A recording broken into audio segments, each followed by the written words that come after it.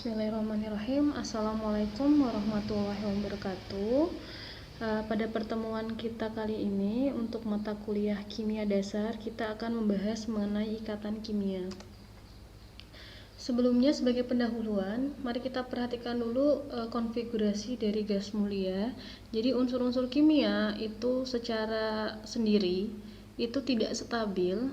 Maka dari itu mereka mencoba untuk mencari cara secara alami untuk mencoba stabil, seperti kestabilan yang dimiliki oleh gas mulia. Sekarang kita lihat konfigurasi dari gas mulia. Untuk kulitnya, ini kulit valensi dari gas mulia itu jumlahnya 8, kecuali untuk helium itu berjumlah 2 atau duplet. Jadi unsur-unsur yang tidak stabil itu untuk mencoba stabil mereka harus mengikuti kaidah untuk kulit elektron terluarnya atau kulit valensinya itu berjumlah 8 atau 2. Nah, secara garis besar ikatan kimia dibagi menjadi 2, itu ada ikatan ionik dan ikatan kovalen. Kemudian definisi ikatan kimia sendiri itu adalah gaya tarik menarik antara atom yang menyebabkan suatu senyawa kimia itu dapat bersatu. Jadi ini untuk ikatan ionik, contohnya ada natrium klorida, kemudian magnesium sulfur, kalium bromida. Untuk ikatan kovalen itu ada air H2O, kemudian karbon dioksida CO2 dan glukosa C6H12O6. Nah, ikatan ionik ini ikatan yang terjadi antara dua ion yang berlawanan muatannya atau ikatan yang terjadi karena adanya gaya elektrostatistik. Jadi ini biasanya terjadi pada golongan logam dengan non logam. Jadi untuk logamnya dia positif, kemudian non logamnya dia negatif, maka kalau misalnya mau berikatan dia akan ada gaya elektrostatik atau tarik menariknya.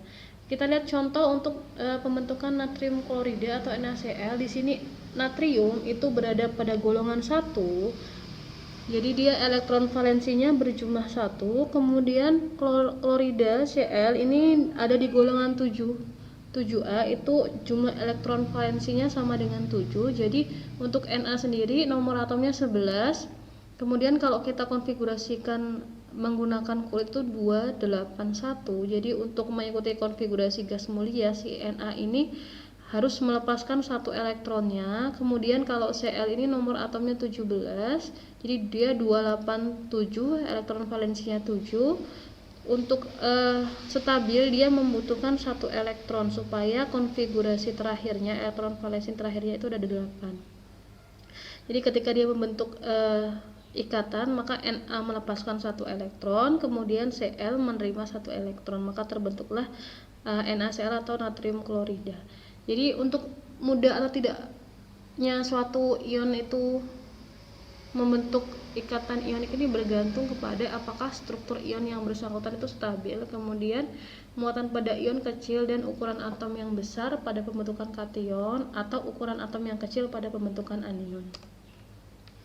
Kemudian untuk sifat-sifat dari senyawa ionik ini biasanya dia tidak menghantarkan arus listrik karena bentuknya padatan yang rapat. Jadi dia ion-ion di dalamnya itu dia tidak dapat bergerak secara bebas gitu. Berbeda lagi kalau misalnya di dalam dilarutkan, misalnya natrium klorida NaCl itu dalam bentuk padatannya dia tidak bisa menghantarkan arus listrik, tetapi kalau misalnya dilarutkan di dalam air, jadi bentuknya menjadi larutan NaCl, ya senyawanya bisa menghantarkan arus listrik. Kemudian secara umum untuk senyawa ionik ini titik leleh dan titik didih senyawanya tinggi karena memerlukan energi termal atau energi panas yang besar untuk memisahkan ion yang terikat erat di dalam kisi. Jadi karena bentuknya padatan, dia biasanya kristal. Kemudian kalau kristal itu susunan elektron-elektron di dalamnya sangat padat. Jadi biasanya titik leleh sama titik didihnya tinggi. Kemudian kebanyakan senyawa ion itu keras, permukaan kristalnya itu tidak mudah tergores. Tetapi ini kebanyakan senyawa ion juga bisa getas disebabkan oleh distorsi tolak-menolak antara ion yang muatannya sama. Kemudian pada umumnya semua senyawa ion ini larut dalam pelarut polar dan tidak larut dalam pelarut nonpolar. Selanjutnya kita bahas ke ikatan kovalen. Jadi kalau ikatan kovalen ini ikatan yang terjadi antara dua atom sebagai akibat pemakaian elektron bersama. Jadi bedanya kalau misalnya pada ikatan ionik dia ada yang melepaskan elektron dan menerima elektron. Pada ikatan kovalen ini elektronnya biasanya sharing mereka. Jadi satu dari sini, satu dari atom A, kemudian satu dari atom B dipakai secara bersama-sama gitu.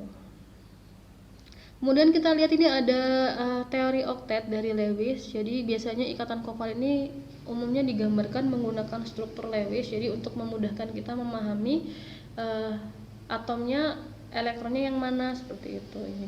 Jadi ini dalam usaha pembentukan molekul seperti gas hidrogen, kemudian asam klorida, oksigen. Jadi si Lewis mengemukakan bahwa suatu atom menggunakan bersama dua elektron atau lebih, dengan demikian mencapai konfigurasi gas mulia. Jadi harus kita ingat kembali bahwasannya pembentukan ikatan kimia ini tujuannya untuk stabil, jadi konfigurasinya itu tujuannya ke konfigurasi gas mulia. Ini contohnya ada NH3 dan CH4. N ini dari golongan 5A, jadi dia punya 5 elektron valensi. Kemudian kalau H, hidrogen ini dari golongan 1A, punya 1 elektron valensi. Sehingga kalau misalnya N-nya ini pingin stabil, dia perlu 3 elektron. Nah ini makanya hanya jumlahnya ada 3. Jadi kalau kita lihat dari gambarnya ini, jadi dia N-nya itu punya 8 elektron, kemudian hanya punya 2 elektron. Kemudian untuk CH4 ini juga sama, C ini golongannya 6A, jadi dia punya 6 elektron.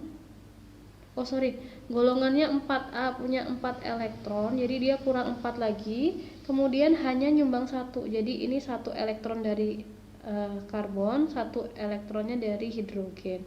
Jadi ini dipakai bersama. Ini kalau kita hitung jumlah ikatan valensinya, ikatan kovalennya ada 1, 2, 3, 4. Tuh. Selanjutnya ada untuk aturan Lewis sendiri. Tadi kan untuk mengikuti kaidah oktet atau enggak duplet, tapi tetap ada penyimpangan seperti pada BCl2 dan BeCl2 dan BeCl3.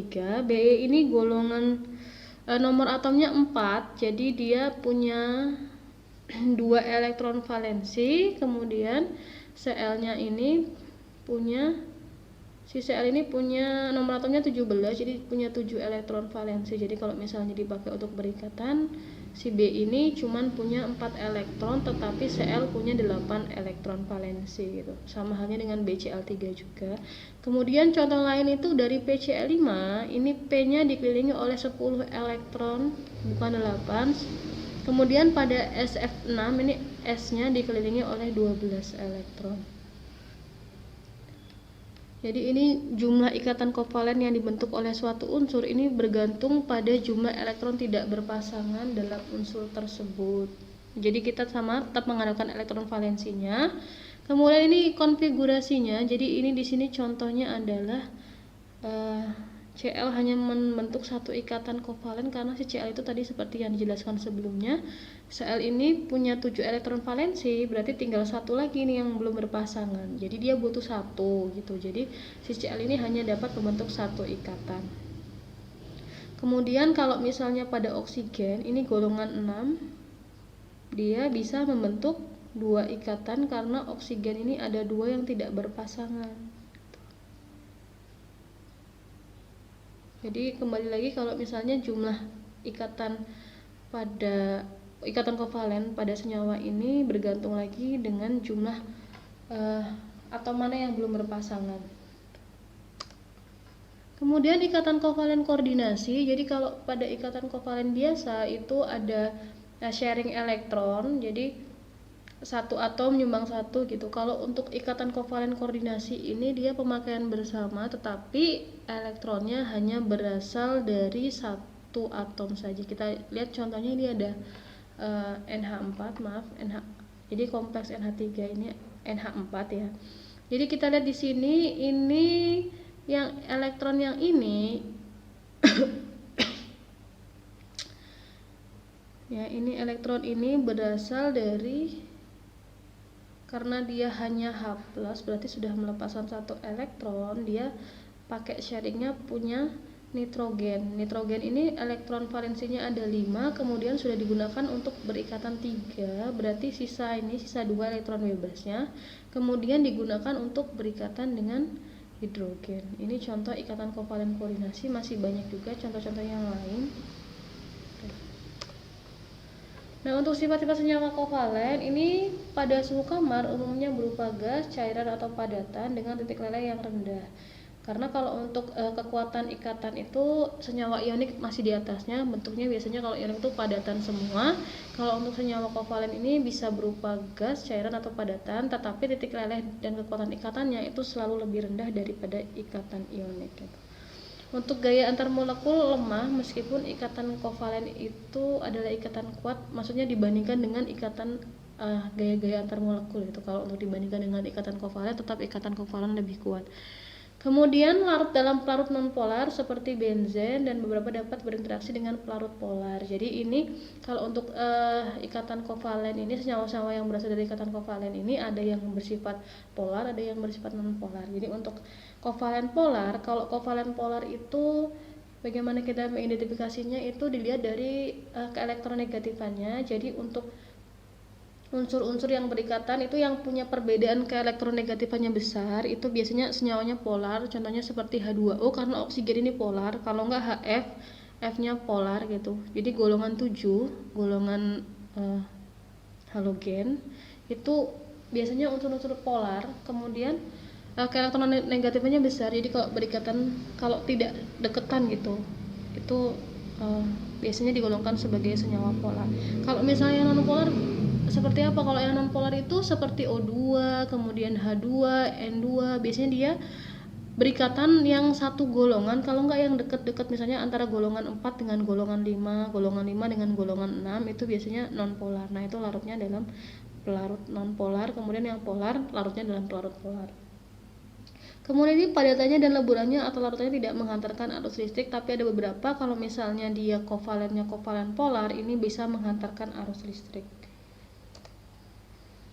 Nah, ini ikatan-ikatan yang lain. Jadi tadi secara garis besar kalau ikatan kimia itu dibagi menjadi 2, ikatan ionik dan ikatan kovalen, tetapi ada juga jenis-jenis ikatan yang lain seperti contohnya ikatan logam. Jadi kalau ikatan logam ini hanya terjadi pada unsur-unsur yang logam gitu. Jadi 2 ion logam yang positif dan elektron-elektronnya itu terdelokalisasi antara ion-ion tersebut. Jadi dia mengalami delokalisasi. Kemudian pada ikatan logam atom saling terikat dengan cara pemakaian bersama elektron oleh semua atom di dalam kisi. Pada kisi terdapat ion positif logam yang saling tolak menolak, tapi terdapat juga tarik menarik antara ion-ion positif dengan elektron bebas yang bergerak di antaranya. Ini contohnya itu pada logam natrium, magnesium, kemudian aluminium, seng atau kadmium. Jadi sebenarnya untuk kemungkinan ikatan logam ini selama dia bentuknya masih logam bisa gitu. Ini jadi di sini digambarkan ini elektron positifnya, jadi saling terdelokalisasi. Kemudian yang ini elektron negatifnya. Kemudian ikatan yang lain ikatan hidrogen. Jadi sebenarnya untuk ikatan hidrogen sendiri dia cenderung lemah dibandingkan ikatan-ikatan yang lain seperti ikatan ionik dengan ikatan kovalen. Nah, ikatan hidrogen ini terjadi apabila atom hidrogen itu dia berikatan atau dengan unsur-unsur yang sangat elektronegatif seperti F, N, dan O. Kalau misal contohnya itu bisa ikatan hidrogen dari air kalau di dalam tubuh itu dengan basa nitrogen pada materi genetik. Jadi di sini dia ini gula dioksiribosa, kemudian di sini ada ikatan hidrogennya, ini dengan basa nukleotida, jadi materi genetiknya. Atau juga ini contoh lainnya ada ikatan hidrogen antara metanol dengan air, jadi metanol dengan air. Ini di sini digambarkan kalau misalnya oksigen ini unsur yang sangat elektronegatif, ini tandanya parsial negatif, kemudian dia akan berinteraksi dengan hidrogen dari air yang elektropositif. Nah, selain ikatan-ikatan kimia juga ada gaya-gaya kimia. Salah satunya sini ada gaya van der Waals. Jadi ini dicetuskan oleh Johannes van der Waals pada tahun 1837 sampai dengan 1923. Untuk gaya ini biasanya terjadi pada unsur-unsur atau ikatan senyawa-senyawa yang polar, biasanya untuk gaya van der Waals ini. Jadi dia kepolaran molekul yang permanen atau terinduksi. Jadi ada yang memang molekul polar atau dia polarnya karena polar terinduksi. Jadi terinduksi itu kalau misalnya suatu senyawa atau molekul itu dia tidak polar tapi berdekatan dengan molekul yang polar sehingga dia akan ikut polar gitu. Cuman kalau untuk yang terinduksi ini dia efek kepolarannya hanya sementara gitu, tidak stabil seperti yang permanen. Nah, ini untuk gaya van der Waals sendiri dibagi menjadi 4 berdasarkan kepolaran partikelnya. Yang pertama, interaksi ion dengan dipol, berarti senyawa ionik berinteraksi dengan molekul yang atau senyawa yang polar. Kemudian dipol-dipol ini berarti polar dengan polar, misalnya HCl dengan HCl gitu, H2O dengan H2O. Kemudian untuk interaksi ion dipol terinduksi, berarti ini senyawa ion yang ion kemudian berinteraksi dengan senyawa polar yang polarnya itu karena terinduksi oleh senyawa lainnya gitu. Kemudian yang keempat itu ada interaksi dipol-dipol terinduksi. Jadi sama-sama senyawa atau molekul yang polarnya terinduksi itu saling berinteraksi. Ini untuk ukuran untuk ukuran gaya van der Waals, interaksi dipol-dipol ini yang paling lemah di antara yang atas. Jadi ini sudah diurutkan dari yang paling kuat itu ion dipol, kemudian dipol-dipol, kemudian ion dipol terinduksi, baru yang terakhir dipol-dipol terinduksi.